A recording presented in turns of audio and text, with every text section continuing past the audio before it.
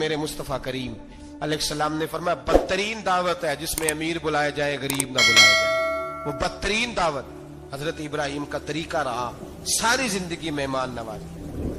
ایک وقت ایسا آیا کہ اللہ تعالیٰ نے حضرت ابراہیم کو بہت زیادہ مال عطا فرمایا.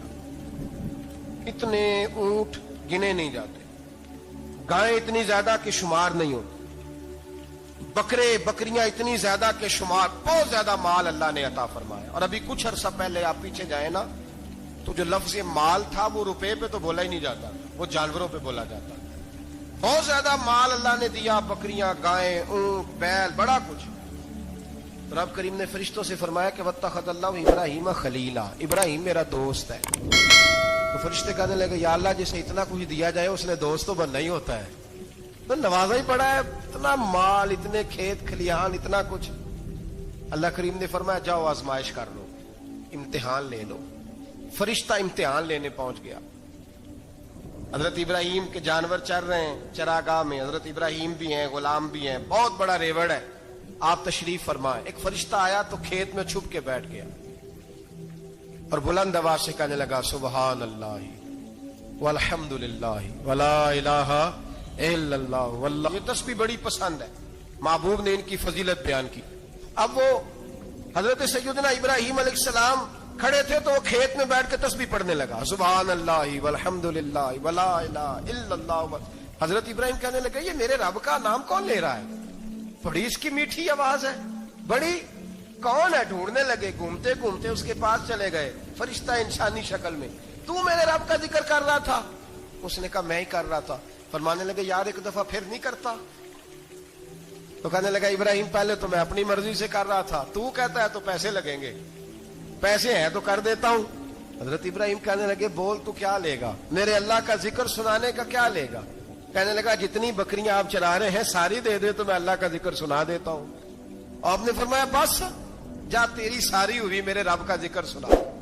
اور پھر شروع ہو گیا سبحان اللہ الحمد للہ ولا الہ الا اللہ واللہ اکبر. حضرت ابراہیم علیہ السلام کیف میں, یار پھر ذرا سنا, نہ علما وچ پھسا سانو, تو یار دی گل سنا سانو, ذرا دوبارہ سنا. میں پھر سنایا, ایک دفعہ پھر کہا. فرشتہ کہنے لگا بس جی آپ کے پیسے پورے ہو گئے. حضرت ابراہیم کہنے لگے چل ایک دفعہ اور سنا. کہنے لگا پیسے لگیں گے, تو کیا لے گا. کہنے لگا گائیں بھینسیں ساری میری. فرمایا بس یار اتنی قیمت, تو سنا صحیح, سارا کچھ ہی تیرا. پھر شروع ہو گیا سبحان اللہ والحمد للہ ولا الہ الا اللہ واللہ اکبر. گائیں دے دی, بھینسیں دے دی, وہ ذکر سناتا ہے. حضرت ابراہیم کبھی مچلتے ہیں, کبھی روتے ہیں, کبھی آہیں پڑھتے ہیں. تو میرے رب کا نام لے رہا ہے, ذرا پھر سے لے. کیف جاری ہے. کہنے لگا بس بھائی. حضرت ابراہیم فرمانے لگے تو اور لے لے جو لینا ہے, مجھے ذکر سنا. اس نے کہا ابراہیم بکریاں میں لے چکا, گائے بھینسیں میں لے چکا, اونٹ رہ گئے, سارے لے لوں گا پھر ذکر سناؤں گا. فرمایا جا تیرا ہوا تو ذکر سناتا رہ, میں دیتا ہوں. دے دیا, کچھ دیر ذکر کیا تو اب خاموش ہو گیا. حضرت ابراہیم خلیل اللہ علیہ السلام فرمانے لگے ذکر سنا. کہنے لگا ابراہیم اب تیرے پاس دینے کو کیا ہے, ہر چیز تو میں لے چکا. آپ فرمانے لگے یہ گائے بھینسیں بکریاں چرانے کے لیے تجھے کوئی نوکر ملازم بھی تو چاہیے نا. تو اس طرح کر, مجھے رکھ لے, میں روٹی نہیں مانگوں گا, کھانا نہیں مانگوں گا, تو اللہ کا ذکر سناتا رہنا, میں تیرے جانوروں کی نوکری کرتا رہوں گا. حضرت ابراہیم علیہ السلام نے جب یہ کہا نا, فرشتے کی آنکھوں میں آنسو آ گئے. تر دامنی پہ شیخ ہماری نہ جائیے, ہم دامن نچوڑ دیں تو فرشتے وضو کریں. فرشتہ رو پڑا اور کہنے لگا ابراہیم مجھے سینے سے لگاؤ, آپ واقعی اس قابل ہے کہ اللہ آپ کو اپنا دوست بنائے, واقعی اس قابل ہے کہ رب آپ کو اپنا. حضرت ابراہیم علیہ السلام کا خدا سے محبت کرنے کا نرالا انداز. اور میرے بھائی یہی محبت انہیں میرے مصطفیٰ سے بھی تھی. ایک نبی گھر بنا رہا ہے, دوسرا بنوا رہا ہے. حضرت اسماعیل علیہ السلام پتھر اٹھا اٹھا کے لا رہے ہیں, جناب ابراہیم بنا رہے ہیں. جب خانہ کعبہ بن گیا تو کہنے لگے ربنا وابعث فیہم رسولا, اے اللہ اب اسے بسانے کے لیے اپنا آخری رسول بھی عطا فرما. نبی پاک فرماتے ہیں میں دعا ہوں حضرت ابراہیم کی. اور حضرت ابراہیم سے رب کریم نے فرمایا چل ابراہیم کوئی چیز دے, تو کہا یا اللہ تینوں ہی تیرے نام پہ قربان کرتا ہوں, تیری ہوئی ساری, ہر شے تیری. حضرت ابراہیم نے دین کے لیے, آپ شہر بابل کے قریب پیدا ہوئے تھے, وہاں سے مصر آئے، مصر سے فلسطین آئے اور فلسطین سے آ کر کے کعبہ آباد فرمایا۔ زندگی سفروں میں گزری۔ سفر ایک تکلیف والی چیز ہے، پر حضرت ابراہیم نے وطن چھوڑ دیا، گھر چھوڑ دیا۔ جان بڑی عزیز ہوتی ہے، تو حضرت ابراہیم نے جب دین کے لیے نکلے تو جد و جہد کی، گھر کے اندر بھی گھر کے باہر بھی۔ آپ کے والد کا نام طارق ہے، وہ توحید پرست تھے، ایماندار تھے، پرہیزگار تھے۔ آپ کے چچا کا نام آزر ہے، وہ بت پرست تھے، بت بیچا کرتے تھے۔ حضرت سیدنا ابراہیم علیہ السلام جب میدان عمل میں نکلے تو حضرت ابراہیم علیہ السلام نے اپنے گھر سے جہاد شروع کیا۔ لڑنا پڑا، گھر کے اصولوں سے، چچا نے جو رواج بنائے ہوئے تھے اس رواج سے ٹکرائے۔ فرمایا میں اپنے گھر کے اندر یہ بت پرستی نہیں ہونے دیں گا۔ چچا کو ایک دفعہ نہیں، بار بار 100 دفعہ سمجھایا۔ آپ کا چچا بت بنا کے بیچا کرتا تھا۔ حضرت ابراہیم علیہ السلام تھوڑے بڑے ہوئے تو کہنے لگا کہ چلو میرے ساتھ، تم بھی بت بیچنے ہیں، ہمارا کاروبار ہے۔ حضرت ابراہیم ساتھ نکلے تو بت پکڑا ہے، گندے پانی کے اندر اس بت کو ڈبوتے ہیں، کہتے ہیں کسی نے خریدنا ہے تو خرید لو، نہ یہ نفع دے سکتا ہے نہ نقصان دے سکتا ہے، جو اپنا آپ نہیں بچا سکتا تمہیں کیا بچائے گا، خریدنا ہے تو خرید لو۔ چچا کہنے لگا تو کاروبار چمکا رہا ہے کہ تباہ کر رہا ہے۔ گھر میں بڑے معاملات خراب ہوئے، جھگڑے ہوئے، لیکن حضرت ابراہیم علیہ السلام ایک منٹ کے لیے بھی اپنے گھر کے اندر بھی کمپرومائز کرنے کو تیار ہیں۔ یہ تھوڑا مشکل میں نے پہلو چھیڑ دیا ہے، یہ تھوڑا مشکل پہلو چھیڑ دیا ہے۔ تھوڑا سمجھدار آدمی ہے پر بیوی سے پردہ نہیں کرا سکتا، سیانا ہے، پنچایت کا بندہ ہے، جو اس سے آپ کہیں گے وہ بات یہ سنائے گا، لیکن کہتا نہیں جی میں نے کوشش کر لی ہے۔ اس قسم کی کوشش ہے صاحب، کیسے ہو گیا؟ حضرت ابراہیم علیہ السلام نے گھر کے اندر سے فرمایا نہیں کرنے دوں گا، گھر کے اندر بھی ٹکرائے، فرمایا تم جو بھی ہو، پاش پاش کیا چچا کے اصولوں کو، اور باہر جب نکلے تو صرف علاقے کے چیئرمین سے نہیں ٹکرائے، ایم پی ایم این اے وزیر مشیر سے نہیں ٹکرائے، سپر پاور نمرود دنیا کا واحد حکمران تھا اس وقت، دوسرا کوئی حکمران ہی نہیں تھا، اکیلے حکمران سے جا کر ٹکرائے، کوئی ساتھ فوج نہیں تھی، کوئی ساتھ ان کے طاقت بظاہر دنیا داری کی کوئی نہیں تھی، پر حضرت ابراہیم جا کے ٹکرائے، اور میرے رسول پاک صلی اللہ علیہ وسلم نے سند بیان کی، فرمایا افضل الجہاد کلمۃ الحق عند سلطان الجابر، فرمایا سب سے افضل جہاد یہ ہے کہ تو ظالم بادشاہ کے سامنے کھڑے ہو کے حق بات بیان کر دے، یہ سب سے بڑا جہاد ہے، یہ سب سے افضل الجہاد کلمۃ الحق عند سلطان الجابر، سب سے بڑا جہاد۔ حضرت ابراہیم کھڑے ہو گئے، سپر پاور سے ٹکرائے۔ یہاں ہم لوگ حکمتوں کا شکار ہیں، دیکھیں گے، کریں گے، سوچیں گے، اور مولوی صاحب کو ویسے کہتے ہیں آپ پرہیز کریں سیاسی باتوں سے۔ بھئی اللہ کے ہر نبی نے جا کے وقت کے ظالم حکمران کو لتاڑا ہے، للکارا ہے، یہ تو مشن انبیاء ہے۔ حضرت سیدنا ابراہیم علیہ السلام نے جو اس کو جا کے کہا کہ تو جھوٹ بولتا ہے، تو جھوٹا ہے، تو خدائی کا دعویٰ کرتا ہے، تو بہت بڑا ظالم ہے، اور قرآن مجید نے اس ساری بات کو بیان فرمایا۔ حضرت ابراہیم علیہ السلام سے کہنے لگا میں رب ہوں، تو آپ نے فرمایا میرا رب تو وہ ہے جو زندہ کرتا اور مارتا ہے، تو پھر آپ حق بات بیان کریں گے تو اللہ مارے گا کہ بندہ مارے گا؟ کچھ بھی نہیں ہوتا، کیونکہ زندگی موت کس کے ہاتھ میں ہے؟ اللہ کے ہاتھ میں، زندگی موت اللہ، کچھ بھی نہیں ہوتا۔ انسان صحیح سمت کا تعین کرے اور صحیح چلے۔ حضرت علی شیر خدا سے کسی نے کہا تھا کہ آپ کے بڑی دشمنی ہے، کوئی محافظ رکھ لیں، آپ فرمانے لگے موت خود بہت بڑی محافظ ہے، وقت سے پہلے آتی ہی نہیں، بڑی محافظ ہے، وقت سے پہلے۔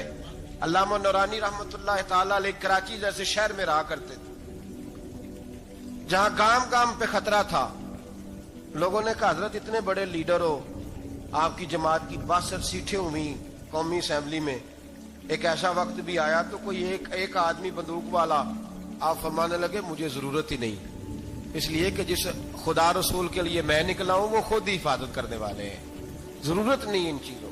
تو بھائی حضرت ابراہیم ٹکرائے، اور آپ کا انداز کیا ہے؟ جا کے کہا کہ تو نہیں، خدا وہ ہے جو زندہ کرتا اور اس نے ایک بیوقوفوں جیسی دلیل دی. ایک آدمی کو کل پھانسی دینی تھی تو اس کو بلایا, کہنے لگا تجھے کب پھانسی ہے؟ اس نے کہا کل. کہنے لگا جا تجھے آزاد کیا, زندگی دی, اس کو چھٹی دے دی. ایک عام آدمی بیچارہ بیٹھا تھا, اس کو پکڑ کے نا کہنے لگا اس کی گردن اڑا دو.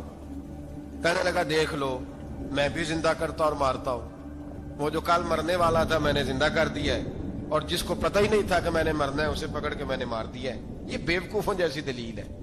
حضرت سیدنا ابراہیم علیہ الصلوۃ والسلام چاہتے تو اسی وقت دلیل توڑ دیتے کہ تو کیا بیوقوفوں جیسی بات کر رہا ہے, اگر تو زندگی دیتا ہے تو مرے ہوئے میں جان ڈال کے دے جس کو تو نے مارا ہے.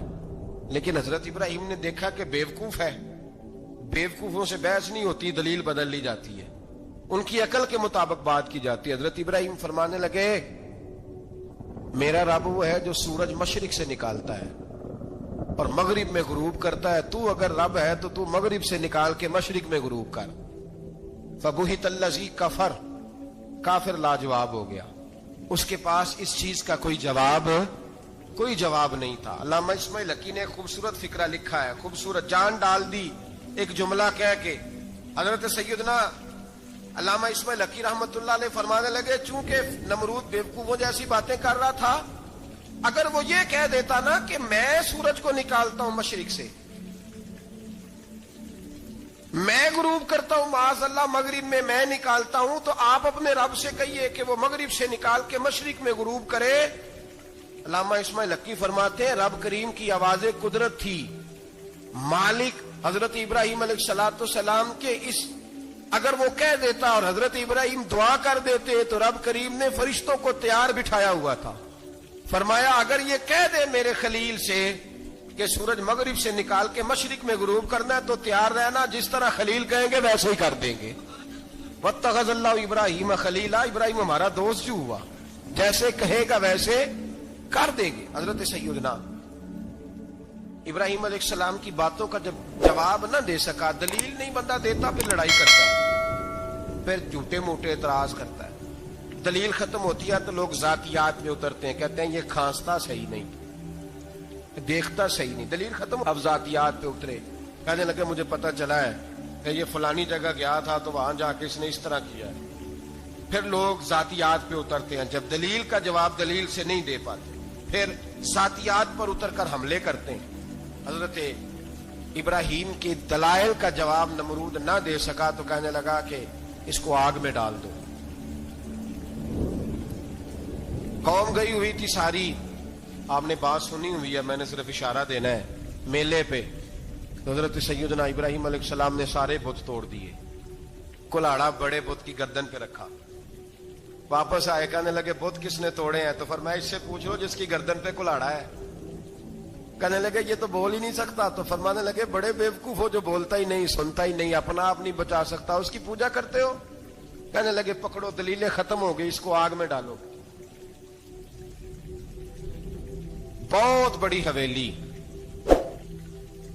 45 فٹ مربع پہ مشتمل ایک حویلی بنائی گئی اور 45 فٹ اونچی. مختلف روایات, علامہ اسماعیل حقی کہتے ہیں کہ 3 مہینے تک نمرود نے کہا کہ اس کے اندر لکڑیاں ڈالو. لوگ پوچھنے لگے کتنی دنیا جلانی ہے؟ کہنے لگا بندہ تو ایک جلانا ہے, پر بندہ بڑا تگڑا ہے, ایک بندہ. 3 مہینے لکڑیاں ڈالی گئیں. اور لوگوں کی جو تہمات ہوتی ہیں نا وہ بڑی عجیب ہوتی ہیں. تہمات میں نے بڑی تفصیل سے رمضان المبارک میں گفتگو کی تھی. بدشگونی, تہمات لوگ لیتے ہیں. اس وقت بھی لوگ تہمات کا شکار ہو گئے. عقیدہ بگڑ جاتا ہے تو وہ عجیب و غریب باتیں کرنے لگتا ہے. تہمات کا شکار ہو گئے. بیبیاں نظر مانتی, میں بیمار ہوں, اگر صحیح ہو گئی تو اتنے من لکڑی دوں گی حضرت ابراہیم کی آگ جلانے کے لیے. ایک عورت لے کے جا رہی ہے لکڑیاں. ایک نیک دل آدمی نے اسے پوچھا کہاں جا رہی ہو؟ کہنے لگی میں نے منت مانی تھی تو حضرت ابراہیم علیہ الصلوۃ والسلام کو معاذ اللہ جلانے کے لیے لکڑیاں لے کے جا رہی ہوں. تو وہ رب کریم کے بندے کہنے لگے تو ڈھونڈتی رہے گی, تجھے وہ جگہ ملے گی نہیں. وہ بی بی کئی مہینے گھومتی رہی, جگہ ہی نہیں ملی جہاں لکڑیاں ڈالنی, ماری گئی. تہمات کا شکار ہوئے بہت سارے لوگ. تہمات کا بھائی, تہمات دین کے اندر منع ہے. تہمات دین میں کوئی نظر ماننا, کوئی کسی بزرگ کے مزار پہ جا کے سالے ثواب کے لیے کوئی چیز ماننا, یہ تو درست ہوا. لیکن غیر شرعی نظریں مان لینا کہ میں آگ کے گرد چکر لگاؤں گا، میں جناب وہاں جا کے یہ والا تماشا کروں گا، میں دھاگا باندھوں گا، میں رسا کاٹوں گا، میں وہاں گندے ہوں سے پانی پیوں گا، ان کی شریعت اجازت؟ یہ توہمات ہیں، بدشگونی ہے، دین میں ان کی کوئی گنجائش؟ آپ نظر ماننے سے پہلے بھی کسی عالم سے رابطہ کریں کہ میں منت مانگنے لگا ہوں تو کیسے ماننی چاہیے کا طریقہ پوچھیں، ایسے ہی غلط چیز کی منت تھوڑی مان لی جائے گی۔ 12 لامدام برسر مطلب حضرت ابراہیم کے لیے آگ جلائی گئی، 45 فٹ اونچی آگ ہے، پرندہ بھی اوپر سے گزرتا ہے تو نیچے گر جاتا ہے جل کے، اتنے دن لگا کے آگ جلائی گئی۔ اب حضرت ابراہیم کو جلایا جانے لگا ہے۔ یہاں تو موجیں ہے نا، جو کسی ادارے کا سربراہ ہے اس کے لیے موج ہے، کسی جگہ آفیسر بن گیا تو موج ہے، پیر صاحب کے لیے موج ہے، علامہ صاحب کے لیے موج ہے، خطیب صاحب کے لیے موج ہے۔ جلنا کس کو پڑتا ہے؟ وہ علی کوئی نہیں رہا اللہ ماشاءاللہ، وہ لوگ گزر گئے جو تکلیفیں سہ کے کام کرتے تھے، گزر گیا زمانہ۔ حضرت سیدنا ابراہیم علیہ السلام کو جلایا جانے لگا ہے تو اب اتنی بڑی آگ ہے تو ڈالیں کیسے؟ شیطان نے تجویز دی کہ منجنیق بناؤ، منجنیق، بڑے بڑے بانس باندھ کے ان کے نیچے رسا باندھو۔ وہ جس طرح جھولنے کے لیے جھولا بنایا جاتا ہے، اس طرح ایک منجنیق پرانے زمانے میں اس میں پتھر رکھ کے پھینکے جاتے تھے دشمنوں پہ، وہ منجنیق بنائی گئی کہ دور سے حضرت ابراہیم کو پھینکیں گے۔ ہاتھ حضرت ابراہیم کے باندھ دیے، پاؤں مبارک باندھ دیے، پوری زمین پہ ایک نام لینے والا خدا کا، اور اس کو آج رسیوں میں جکڑا ہوا ہے۔ جب پھینکا جانے لگا نا آگ میں تو حوریں رونے لگی، فرشتے تڑپنے لگے، اے اللہ یہ کیا ہونے لگا ہے؟ ایک تیرا خلیل اور وہ بھی آگ میں۔ فرمایا جاؤ جا کے اس سے کہو اگر تمہاری مدد لیتا ہے تو اسے بچاؤ۔ ہوا کا فرشتہ آیا، کہا ابراہیم اگر تو کہے، او بھائی ان چیزوں کو کہانی سمجھ کے نہ سنا کریں، یہ داستان نہیں، یہ وہ طریقے ہیں جو ہمارے رسول نے ہمیں اپنانے کا حکم ارشاد فرمایا ہے، جو عقیدے، یہ وہ نظریات ہیں جو ہمیں اوڑھنے کو کہا گیا، اپنے رب کریم کی رضا پہ راضی رہنے کے یہ وہ خوبصورت مواقع ہیں صوفیاء نے جن کو بنا کر سمجھا کر ہم تک پہنچایا ہے۔ یہ ہے اہل طریقت کی باتیں، وہ کہتے ہیں یار جس حال میں رکھے راضی رہنا ہے۔ حضرت ابراہیم علیہ السلام کو پھینکا جا رہا ہے، فرشتہ آیا، اے اللہ کے خلیل اگر حکم دو تو اتنی ہوا چلاؤں کہ نمرودی جل جائے سارے، آگ ان پہ پھینک دی جائے۔ آپ نے فرمایا تو جا، تجھ سے مجھے کوئی کام نہیں۔ تھوڑی دیر کے بعد پانی کا فرشتہ آیا، کہا حضور اتنی بارش برساؤں گا کہ آگ بجھ جائے گی۔ فرمایا تو جا، تجھ سے کوئی کام نہیں۔ اب جب منجنیق میں رکھ دیے گئے، آگ میں جانے کا لمحہ ہے، تیاری ہے، حضرت جبریل امین حاضر خدمت ہوئے، کہا ابراہیم کوئی حاجت؟ فرمایا تجھ سے کوئی نہیں۔ کہا چلو مجھ سے نہیں تو رب کریم سے ہی بات کر لو، مجھے پتا ہے میں چھوٹا ہوں، آپ مجھ سے مدد کیوں لوگے، رب کریم سے ہی بات کر لیں۔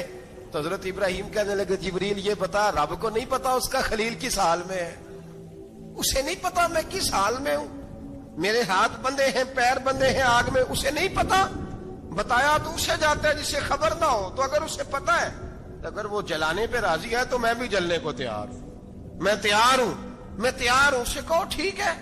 حضرت سیدنا ابراہیم علیہ السلام کو منجنیق میں ڈال کے جو پھینکا آگ میں، یا نار کونی بردم و سلاما علی ابراہیم، اللہ نے فرمایا اے آگ میرے ابراہیم پہ ٹھنڈی بھی ہو جا اور سلامتی والی بھی ہو جا۔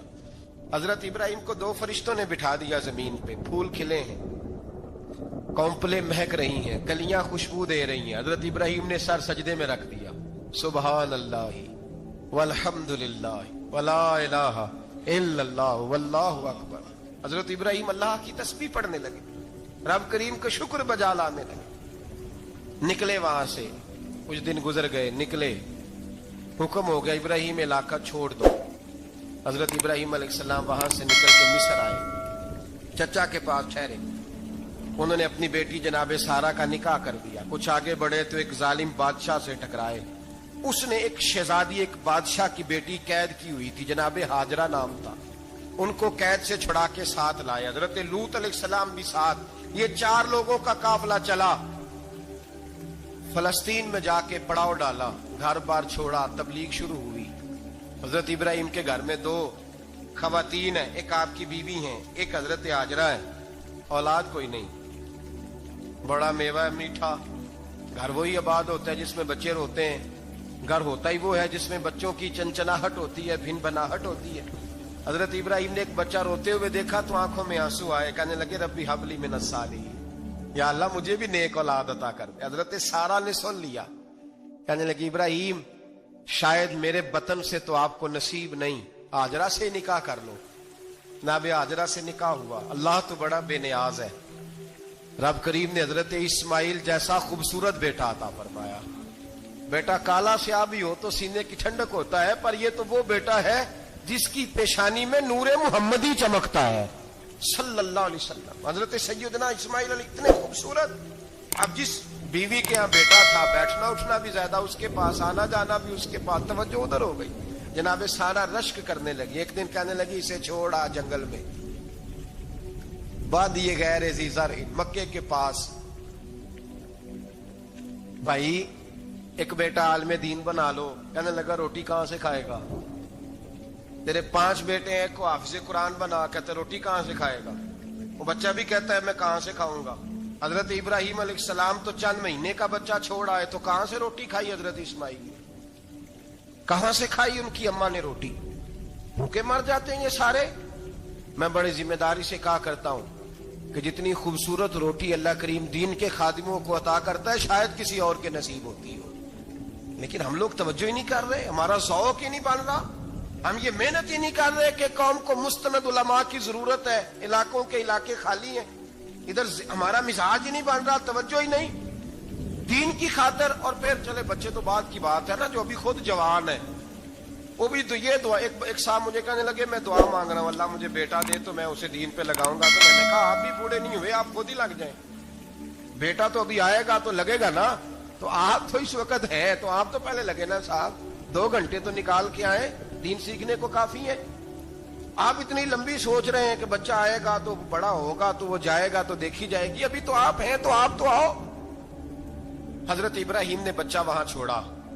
यहां से जो उम्रा करने लोग जाते हैं ना, जो हज करने जाते हैं, उनको पता है कि वहां दुनिया की हर नेमत मिलती है, फिर भी डबल ट्रिपल पैसे लोग जेबों में डाल के जाते हैं। हजरत इब्राहिम जब वहां लेके गए तो कोई इंसान नहीं था, पानी का कतरा नहीं था। 2 किलो खजूरें, एक मशकीजा, बीवी को थमाया। हमारे घर में हजारों चीजें पड़ी हैं, लेकिन वो जो तवक्कुल है ना वो खत्म हो गया है। अल्लाह देगा, हलाल हलाल पे कनात करे, जायज जायज पे भरोसा करे, रब करीम अता करने वाला है, वो मिजाज खत्म हो गया। हजरत सैयदना इब्राहिम अलैहिस्सलाम 2 किलो खजूरें, एक मिशकीजा पानी का दे करके और वहां बिठाया आपने अपने बच्चे को और अपनी ज़ौजा जनाबे हाजरा को, और बिठा करके ये वापस पलटने लगे तो हजरत हाजरा सलामुल्लाह अलैहा ने आवाज दी, कहा इब्राहिम किसके सहारे पे छोड़ के जा रहे हैं? जहां आबे जमजम का कुआं है ना, जो लोग गए हैं इन्होंने सफा मरवा की सही की है, सफा मरवा से बाहर निकले ना, सरकार की विलादत का मकाम है, उस जगह पे आबे जमजम का कुआं था। वहां हजरत सैयदना हाजरा को बिठाया। कोई चीज नहीं, कोई दरख्त नहीं, कोई खेत नहीं, कोई पानी नहीं, कोई कुआं नहीं, वहां बिठाया और बिठा करके निकलने लगे तो जनाबे हाजरा फरमाने लगी इब्राहिम किसके सहारे पे छोड़ के जा रहे हो? कहने लगे अल्लाह के सहारे पे। तो पाकबाज बीबी ने एक लफ्ज पूछा, कहा इब्राहिम ये मेरे रब का हुक्म है? ये मेरे बस जिनका अकीदा तौहीद मजबूत हो उनके लिए एक जुमला काफी होता है, ये मेरे अल्लाह का हुक्म है? तो जनाब इब्राहिम अलैहिस्सलाम फरमाने लगे हाजरा हाँ रब का हुक्म है। जब ये लफ्ज कहे तो चाहिए था ना हजरत इब्राहिम तसल्ली देते, तो बीबी साहबा तसल्ली देने लगी, अर्ज करने लगी इब्राहिम अगर अल्लाह का हुक्म है तो फिर आप हमारी फिक्र ना करना। अगर ये रब का हुक्म है तो फिर हमारी फिक्र ना करना। जिस रब ने हमें यहां तक पहुंचाया है वो हमें कभी भी जाया नहीं फरमाएगा, फिर फिक्र ना करना। हजरत इब्राहिम आ गए। ये बात आपने सुनी हुई है, इशारा करना मकसूद है। 13 साल में चले मान भी लिया जाए बाज रिवायात की रोशनी में कि आते जाते भी रहे, लेकिन मुकम्मल देखभाल अपने बच्चे की परवरिश में पूरा हजरत इब्राहिम अलैहिस्सलाम का किरदार, सारा किरदार मां का था। मैं जब खवातीन के बारे में कोई बात करता हूं तो मैं आपको अक्सर कहता हूं कि ये सिर्फ बीवी के लिए हुक्म नहीं होता, ये ट्रेनिंग बेटी को देनी है और बहन को देनी है। یہ تربیت کریں اپنے گھر میں. میں تجربے کی روشنی میں یہ بات عرض کیا کرتا ہوں کہ بھائی بچے باپ کے فرما بردار اس وقت ہوتے ہیں جب اماں انہیں باپ کا فرما بردار کرتی ہے, اور بچے باپ کے نافرمان بھی تب ہوتے ہیں جب اماں انہیں باپ کا. میں نے اپنے کانوں سے سنا ایک دفعہ ایک بچہ اپنے باپ سے کہہ رہا ہے آپ نے تو ساری زندگی باہر گزار دی, پیسے کمانا کون سا مشکل کام ہے, دکھ سکھ تو سارے اماں نے برداشت کیے, سکولوں میں وہ جاتی تھی, فلانا کام وہ کرتی تھی, فلانا کام. اب یہ سوچ اس کی ذاتی تو نہیں, یہ اس کو دی گئی ہے. اور اگر اس کو یہ سوچ دے دی جائے کہ اماں کہے کہ میں تو اپنوں میں رہی ساری زندگی, میں نے تو اپنوں میں وقت گزارا, اور تیرا باپ تو کئی دفعہ جنازے بھی نہیں پڑھ سکا, نے تو ماں باپ ایسے دفن کر دیے, وہ اگر یہ سوچ فراہم کرے تو پھر بچہ باپ کا فرما بردار ہوتا ہے. اور یہ والی روایتیں ہم بیوی کو سناتے ہیں, حالانکہ کس کو سنانی چاہیے؟ بولیے. بہن اور بیٹی کو. بہن اور بیٹی کو سنائیں یہ باتیں, ان کو سمجھائیں, تاکہ آگے جا کے وہ جو گھر ترتیب دیں وہ گھر بڑا عمدہ اور نکھرا ہوا ہو. حضرت سیدنا ابراہیم 13 سال کے بعد آئے, چونکہ گھر میں اللہ تبارک و تعالیٰ کی دوستی کا چرچا تھا, اللہ تبارک و تعالیٰ کی محبوبیت کا غلبہ تھا. 13 سال کے بعد فلما بالغ معہ السعی, بیٹا جب اتنا بڑا ہوا کہ ساتھ چلنے لگا, تو حضرت ابراہیم نے اپنے بیٹے کو بلا کے کہا بیٹا مجھے خواب آئی ہے, میں تجھے ذبح کر رہا ہوں, تیری کیا رضا ہے؟ تو حضرت اسماعیل کہنے لگے یا ابت افعل ما تؤمر, ابا جی اللہ جیسے حکم دیتا ہے میرے ساتھ ویسے ہی کریں, جیسے اللہ حکم دیتا ہے ویسے ہی, بولیے, ویسے ہی کریں. حضرت حاجرہ کو کہا کہ ایک دوست نے دعوت کی ہے تو وہاں جا رہے ہیں. بی بی مطمئن ہے, تفصیلات کی ضرورت نہیں, ختم بات, اعتبار ہے, مطمئن ہو گئی. شیطان پیچھے سے آیا اماں کے پاس, ذرا تھوڑی دیر کے لیے تصور جمائیے, یہاں تو پڑوسن آ کے کوئی بات بتا دیتی ہے خاوند کے بارے میں تو کئی مہینے جھگڑا جاری رہتا ہے, پڑوسن محلے دار. شیطان نے آ کے بتایا لفظ کیا ہے, کہا حاجرہ تمہیں پتا ہے کہاں جا رہے ہیں؟ کہا دوست کی دعوت میں. تو کہنے لگے دوست کون ہے؟ رب کریم, اور ابراہیم کا خیال ہے کہ اس رب نے مجھے حکم دیا ہے کہ میں ذبح کروں. تو حضرت حاجرہ کہنے لگی کبھی باپ بھی بیٹا ذبح کرتے ہیں؟ شیطان کہنے لگا ان کا خیال ہے کہ ان کے رب نے حکم دیا ہے. جناب حاجرہ فرمانے لگی اگر رب نے حکم دیا تو پھر تو مجھے شیطان لگتا ہے, تو مجھے شیطان لگتا ہے. کا کیا مطلب؟ فرمانے لگی اگر رب کریم کا حکم ہے تو میرے پاس ایک اسماعیل ہے, اگر 1000 بھی ہوتے میں سارے اللہ کے راستے میں پیش کر دے دیتی. مالک کا ہی تو ہے سارا کچھ, اسی کا ہے, اس میں لیت اللہ کی کیا گنجائش؟ حضرت سیدنا ابراہیم علیہ الصلوۃ والسلام نے بیٹے کے حلق پہ چھری رکھ بھی دی اور چھری چلا بھی دی, رکھ بھی دی, اور وہ تو اللہ کریم نے فرمایا یا ابراہیم قد صدقت الرؤیا, ابراہیم تو نے خواب سچا کر دکھایا, وہ قیامت تک تیرا نام رہے گا. حضرت ابراہیم نے وطن بھی دیا, جان بھی دی, بیٹا بھی, اللہ کریم نے دمبے دیے, فرمایا یہ فدیہ ہے. اب یہ قربانی قیامت تک حضرت ابراہیم کے طریقے کے مطابق جاری ہے. حضرت ابراہیم بہت بڑے مہمان نواز تھے, بہت بڑے. آپ جب مصر میں قیام تھا تو بڑے بڑے لمبے چوڑے لنگر پکتے تھے, لوگ آیا جایا کرتے تھے, بڑا تفصیل کے ساتھ کھانا ہوتا تھا. مہمان نوازی آپ کی خاص صفت مبارکہ ہے. ہمارے ہاں بھی مہمان نوازی ہوتی ہے امیروں کی, بلکہ اب تو مہمان نوازی اس طرح کی ہے کہ کل تیری میرے پاس دعوت ہے اور پرسوں میری تیرے پاس ہے. وہی امیروں میں وہ چکر رہتا ہے, پارٹیاں دوست ایک دوسرے کو ڈالتے ہیں, تیری طرف پارٹی تیری طرف, اور اسی انداز میں اب یہ عید آئے گی نا ٹکا پارٹیاں ہوں گی جگہ جگہ.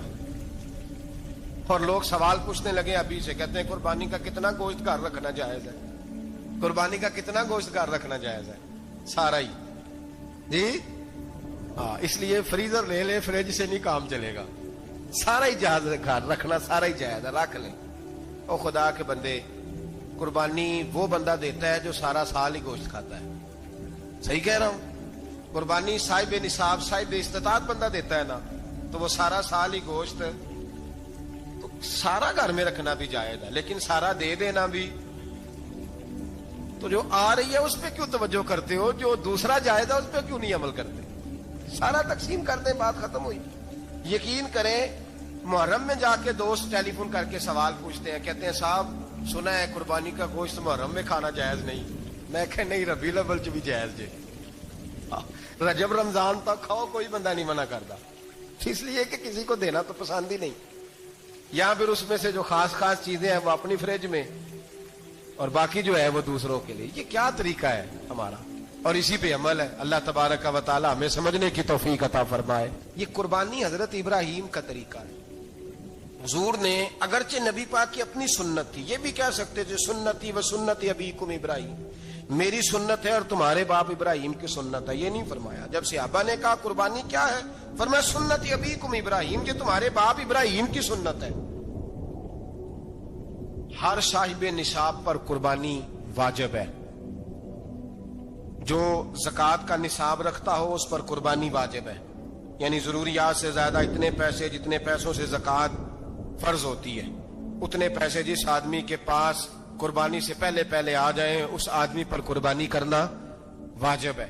بکرا, چھترا, دمبا 1 سال کا, یا دمبا 6 مہینے کا ہو پر اتنا بڑا محسوس ہوتا ہو کہ لگے 1 سال کا ہے, اس کی قربانی ہو سکتی ہے. جانور میں کوئی عیب نہیں ہونا چاہیے, اتنا کمزور نہ ہو کہ ذبح جہاں اسے کرنا ہے وہاں وہ چل کے جا نہ سکے, اتنا کمزور جانور نہ ہو, اس کے اندر بظاہر کوئی اتنا بڑا نقص نہ پایا جاتا ہو, کانا نہ ہو, لنگڑا نہ ہو, کوئی اس کی ہاتھ نہ کٹے ہوئے ہو, ایسا نقص جو واضح ہو. بکرا 1 سال کا, گائیں اور بھینس یہ 2 سال کی, اونٹ 5 سال کا. اب اس میں یہ ہے کہ ہمارے بہت سارے دوست, چونکہ ہم دیہاتی لوگ ہیں, تو پوچھتے ہیں کہ دوندا نہیں ہے تو چوگا نہیں ہے. تو یہ ہماری پنجابی کی اصطلاحات ہیں, پنجابی کی. شریعت اسلامیہ نے سال بتائے, یہ تو ہم نے اپنی آسانی کے لیے, یا دیہاتوں میں جو ماحول تھا اس طرح کا جانور لیں, خوبصورت جانور لیں. جو نصاب ہے وہ بھی میں نے آپ کو بتایا, لیکن ایک اور پہلو بھی ہے. نبی پاک صلی اللہ علیہ وسلم پہ زکوٰۃ کبھی فرض نہیں ہوئی, کبھی حضور پہ زکوٰۃ فرض نہیں ہوئی. نبی پاک صلی اللہ علیہ وسلم کے پاس اتنا سرمایہ کبھی اکٹھا ہوا ہی نہیں کہ زکوٰۃ فرض ہو. لیکن نبی پاک کے صحابہ فرماتے ہیں کہ مدینے کے 10 سالوں میں اللہ کے رسول نے ہر سال قربانی فرمائی ہے, ہر سال قربانی دی. اور جس سال حضور حج کرنے گئے اس سال اللہ کے نبی نے 63 اونٹ ذبح فرمائے. اور حضور صلی اللہ علیہ وسلم جب اونٹ ذبح کرنے لگتے نا تو صحابہ کہتے ہیں اونٹ خود دوڑ کے حضور کے سامنے آ کے لیٹ جاتا, اور نبی پاک اسے ذبح کرتے اور فرماتے ہیں ایک دوسرے کو دھکے دیتے اونٹ کے, پہلے میں نے جانا ہے ذبح ہونے کے لیے, پہلے میں نے, انہیں پتا تھا کہ جو مصطفیٰ کے ہاتھوں ذبح ہوگا وہ تو دائمی زندگی پا جائے گا, یہاں بھی وہاں بھی زندہ. 63 اونٹ ذبح کیے. ایک اونٹ میں کتنی قربانیاں ہوتی ہیں؟ 7. اب 63 کو 7 سے ضرب دو گے تو کتنی بنے گی؟ اور پھر نبی پاک صلی اللہ علیہ وسلم نے 10 سال مدینہ منورہ میں قربانی دی, ہر سال. اب وہ 63 اونٹ, ایک اونٹ میں 7 قربانیاں, ہر سال یہاں قربانی. اور مولا علی شیر خدا فرماتے ہیں نبی پاک 2 قربانیاں دیتے. میں نے کہا حضور 2 جانور ذبح کر رہے ہیں آپ, تو حضور نے فرمایا ایک میری طرف سے, ایک میری امت کی طرف سے, غریبوں کی طرف سے. اور حضرت علی کو حضور نے وصیت فرمائی تو 2 دیا کرے گا. یا رسول اللہ صلی اللہ علیہ وسلم میں غلام ہوں, خادم ہوں. حضور نے فرمایا علی ایک تو نے اپنی دینی ہے, ایک میری طرف سے دینی ہے. 2 قربانیاں. مولا علی نے بھی ساری زندگی 2 قربانیاں دی. حضرت علی بھی مال کے نصاب نہیں تھے, اپنا مکان ہی نہیں تھا, کوئی کاروبار نہیں تھا, کئی دن فاقے رہتے تھے, پر قربانیاں کتنی دیتے تھے؟ 2. ہمارے پاس ویسے اگر سسرال میں, میکے میں, کزنوں میں کچھ شادی ہو جائے تو 50-60 ہزار کا خرچہ برابر ہے, وہ پکا ہے. اور قربانی کی باری غریب ہو گئے, سارے غریب ہو گئے. کہتے نہیں یہاں مشکل ہے. اور خدا کے بندے اللہ کے ساتھ تجارت کر, اس کے رستے میں 1 دے گا, رب تجھے 70 گنا اضافہ کے ساتھ عطا فرمائے گا. قربانی مال کے نصاب پہ ہے. کوشش کیا کریں کہ اللہ کے رستے میں جب دینا ہو پھر لیت اللہ سے بچیں, خوبصورت جانور لائیں. جن کو اللہ نے توفیق دی ہے ان کے لیے نصیحت ہے, جن کو اللہ نے توفیق دی. میں نے اپنے حضرت صاحب کو دیکھا ہے, وہ کہتے تھے کئی جانور اللہ نے بڑا نوازا ہے. کہتے ایک میرا ہے, ایک میرے ماں کا, ایک میرے باپ کا ہے, ایک میرے فلاں استاد صاحب کا, ایک میرے پیر صاحب کا ہے. یہ جانور غوث اعظم جیلانی کا نام کا دے رہا ہوں. اور پھر ایک بڑا خوبصورت جانور بندہ ہوتا اور حضرت خود ان کو چارہ ڈال رہے ہوتے. تو حضور یہ کیا ہے؟ فرمانے لگے یہ میں رسول اللہ کے نام پہ قربان کروں. یہ نبی پاک کے نام پر قربان کیا جائے گا. جن کو اللہ نے حیثیت دی ہے وہ کوشش کریں اپنے محبوب کی طرف سے بھی قربانی کریں. نبی پاک کے نام کی قربانی دے, خوبصورت سا جانور پیارا, پھر اس کی خدمت ہو, پھر اس کی قربانی دی جائے, اور نبی پاک کے نام پر قربانی دی جائے. حضور نے خود وصیت فرمائی حضرت ابو بکر صدیق کو, قربانی بڑا حسین عمل ہے. اور میرے نبی پاک صلی اللہ علیہ وسلم نے ناراضگی بھی فرمائی, ذرا خوگر حمد سے تھوڑا سا گلا بھی سن لے. میرے حبیب نے فرمایا جو طاقت کے باوجود قربانی نہ کرے وہ ہماری عیدگاہ میں عید کی نماز پڑھنے نہ آئے, وہ نہ آئے. اور یا رسول اللہ جو کرے گا, فرمایا قربانی کے جانور کا خون کا قطرہ بعد میں زمین پہ گرے گا, اللہ اس کے سارے گناہ پہلے معاف فرما دے گا, اللہ اس کے سارے گناہوں کو بخشے گا. قربانی کریں, خوبصورت انداز میں کریں, اللہ کی رضا کے لیے. بزرگوں نے لکھا ہے 3 حصے کرو گوشت کے, ایک گھر میں رکھو, ایک رشتہ داروں میں بانٹو, پڑوسیوں میں بانٹو, اور تیسرا فقط غریبوں کو دو. لیکن میں اکثر یہ سوچتا ہوں کہ ہمارے ہاں قربانی کرتا ہی وہ ہے جن کے گھر میں ہر جمعرات کو چھوٹا گوشت پکتا ہے, اور جن کے گھر میں ہفتے میں 3 دفعہ مرغی کا گوشت پکتا ہے, وہی تو قربانی دینے کے قابل ہوتے ہیں. تو وہ بھی اگر قربانی کے بکرے میں سے بھی تیسرا رکھنا چاہیں تو اجازت تو ہے, میں نے کہا سارا رکھنے کی بھی اجازت ہے. لیکن اگر آپ مہربانی کریں, کوشش کریں کہ یار ہم تو سارا سال ہی کھاتے ہیں, اور ہمارے یہاں جو گوشت تقسیم ہوتا ہے نا وہ بھی باری لگی ہوئی ہے, ادھر سے پلیٹ آئی تھی گوشت کی تو ادھر سے بھر کے چلی گئی. بھئی اس نے کی ہے, اس کو بار بار گوشت دینے کا کیا مطلب ہے؟ آپ یہ دیکھیں عزیزوں میں, رشتہ داروں میں, اور میں اگر تھوڑا سا آپ کی توجہ کرانے میں کامیاب ہو جاؤں تو سفید پوش لوگوں کو دیکھیں. کچھ سفید پوش ہیں, سفید پوش جن کے اوپر قرضے ہیں, بیماریوں نے جکڑ لیا ہے, گھر میں بڑے بڑے سخت مریض آ گئے ہیں. سفید پوش پہلے دیا کرتے تھے, آپ ان سے پوچھتے ہیں صاحب قربانی, تو بات کو ٹالتے ہیں. وہ کہتے ہیں سوچ رہا ہوں کوئی حصہ اسا ڈال جائے. پردہ پوشی کرتے ہیں, کہتے ہیں کہیں حصہ رکھا ہوا, پردہ پوش. اکثر وہ لوگ قربانی نہیں دے پاتے, اکثر دیا کرتے تھے اب نہیں دے پا رہے. کیوں؟ اس لیے کہ مشکلات ایسی آ گئیں. ان لوگوں کا خیال کریں, ان کے گھروں تک گوشت پہنچا کے آئیں.